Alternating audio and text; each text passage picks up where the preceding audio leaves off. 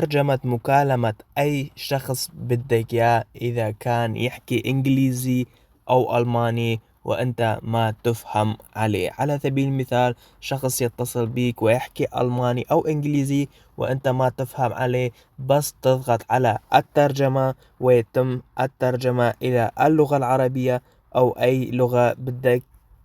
أولا تذهب إلى هنا، من ثم إلى النقطة 3، من ثم إلى الضبط،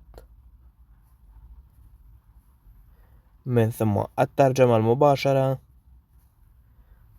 تشغل هاي الخاصية، ومن هنا تختار لغة الشخص الآخر. إذا كان يتكلم إنجليزي تحط إنجليزي، أو إذا كان ألماني فرنسي أو أي لغة بدك إياه تستطيع أن تختار.